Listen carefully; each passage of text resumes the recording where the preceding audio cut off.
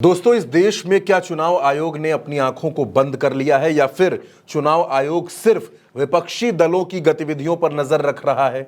चुनाव आयोग सिर्फ यह देख रहा है कि कांग्रेस क्या कर रही है, समाजवादी पार्टी क्या कर रही है, बिहार में आरजेडी क्या कर रही है, झारखंड में जेएमएम क्या कर रही है, दिल्ली में आम आदमी पार्टी क्या कर रही है, लेकिन पूरे देश में भारतीय जनता पार्टी और उसके नेता क्या कर रहे हैं, इससे चुनाव आयोग का कोई लेना देना नहीं। दोस्तों, आज मेरे हाथ में कुछ वो दस्तावेज हैं, कुछ वो तस्वीरें हैं जिनको भारतीय जनता पार्टी तेजी से फैला रही है। सोशल मीडिया के जरिए ये तस्वीरें लोगों तक पहुंचाई जा रही हैं ताकि लोग प्रभावित हों, उनका वोट प्रभावित हो। चुनाव आयोग की गाइडलाइन साफ साफ कहती हैं कि चुनाव के दौरान कोई भी प्रत्याशी, कोई भी नेता जाति के आधार पर, धर्म के आधार पर, मजहब के आधार पर वोट नहीं मांग सकता। वो लोगों की धार्मिक भावनाओं को भड़काकर वोट की अपील नहीं कर सकता। लेकिन दोस्तों, भारतीय जनता पार्टी क्या कर रही है, उसके तमाम सबूत मेरे हाथ में हैं। एक एक करके मैं आपको बताऊंगा कि भारतीय जनता पार्टी किस तरीके से वोटर्स को गुमराह करने की, उनको भ्रमित करने की और उनको धार्मिक भावनाओं को उकसाकर मतदान को प्रभावित करने की कोशिश कर रही है। लेकिन चुनाव आयोग पूरी तरीके से खामोश है।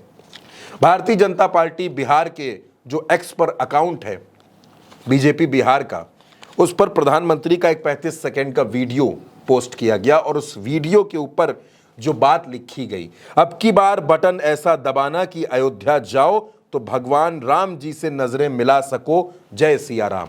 तो क्या वो लोग जो भारतीय जनता पार्टी को वोट नहीं देना चाहते, जो भारतीय जनता पार्टी को वोट नहीं देंगे, वो भगवान राम से अयोध्या जाकर नजरें नहीं मिला सकते?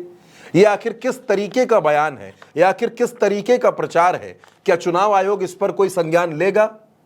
क्या चुनाव आयोग इस पर अपनी चुप्पी तोड़ेगा? आखिर क्यों भगवान राम और अयोध्या के नाम पर लोगों को इस तरीके से उकसाया जा रहा है? क्या भाजपा को वोट न देने वाला वोटर अयोध्या जाने का हकदार नहीं? क्या भाजपा को वोट न देने वाला वोटर भगवान राम से नजरें नहीं मिला सकता? ये भारतीय जनता पार्टी बिहार के ऑफिशियल एक्स हैंडल से पोस्ट किया हुआ एक तस्वीर का स्क्रीनशॉट मेरे हाथ में है।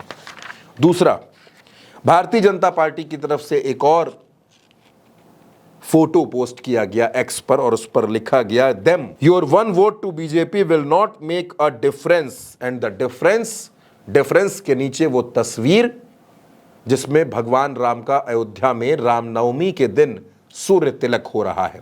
वो तस्वीर भी आप देख सकते हैं। इस तरीके से भारतीय जनता पार्टी लोगों की भावनाओं को भड़का रही है, लेकिन चुनाव आयोग ने अपने मुंह पर उंगली रख ली है। एक और पोस्ट एक्स पर ही देखने को मिला जो बीजेपी की तरफ से ही है, भारतीय जनता पार्टी की तरफ से। आपके एक वोट की ताकत, एक तरफ भगवान राम का सूर्य तिलक होते हुए तस्वीर और दूसरी तरफ अयोध्या में राम मंदिर की तस्वीर, यानी आपके एक वोट की ये ताकत है।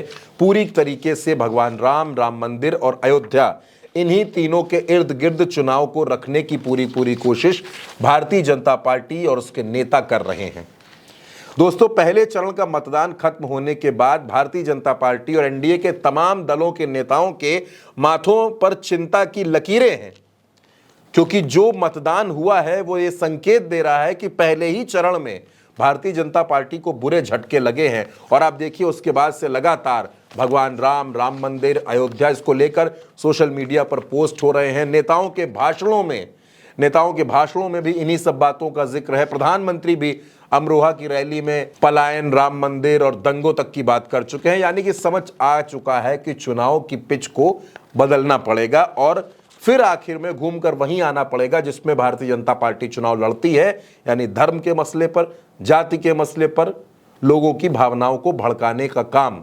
लेकिन चुनाव आयोग इस पर कोई संज्ञान नहीं ले रहा। खुलेआम चुनाव आयोग की गाइडलाइंस की धज्जियां उड़ाई जा रही हैं। खुलेआम धर्म के नाम पर वोट मांगे जा रहे हैं। खुलेआम मंदिर, राम मंदिर, अयोध्या के बातों के आधार पर लोगों को प्रभावित करने की कोशिश हो रही है। लेकिन चुनाव आयोग पूरी तरीके से साइलेंट है। वो इस पर कोई टिप्पणी नहीं कर रहा, एक नोटिस नहीं, कुछ नहीं। वो देखना तक नहीं चाहता इस तरफ। और इस तरीके से देश में चुनाव चल रहा है। इस तरीके से देश में धर्म के नाम पर वोट मांगे जा रहे हैं। चुनाव आयोग की जो गाइडलाइंस है वो किनारे रख दी गई हैं और चुनाव आयोग खामोश है।